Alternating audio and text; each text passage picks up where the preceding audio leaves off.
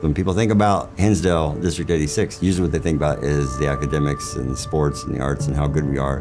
One of the things we're concerned about is being able to have facilities that allow us to continue to offer those opportunities.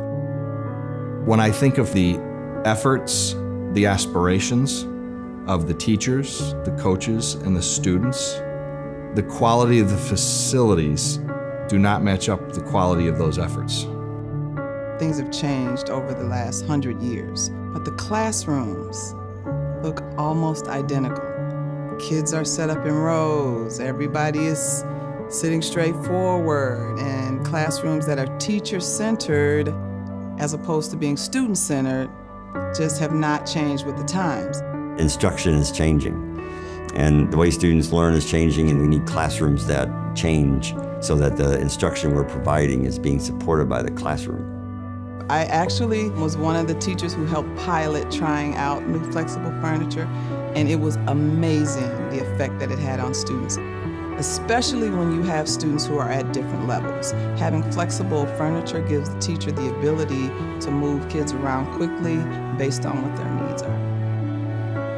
In my humble opinion, we're kind of trading on a reputation that's a quarter century old as far as our facilities are concerned.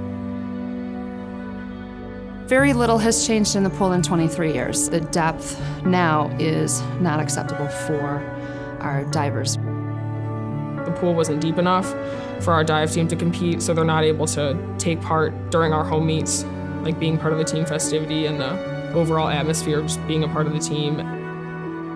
If we're expecting our athletes to hold themselves to a higher standard, then we should be doing the same.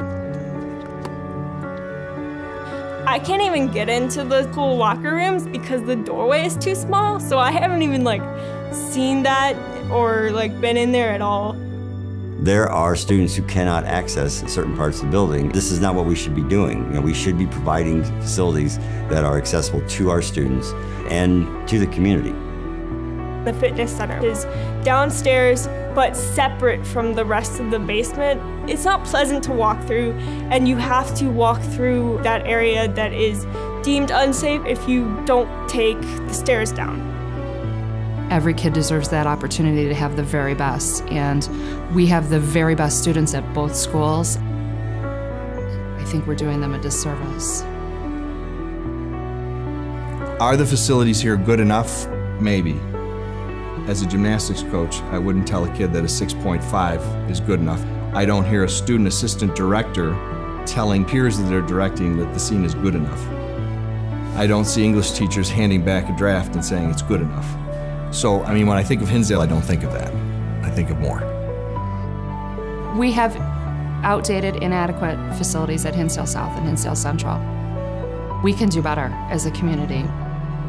If the education we were providing was in the same state as our facilities, the community would be in an uproar. They would say, no, no, no, this is not good enough.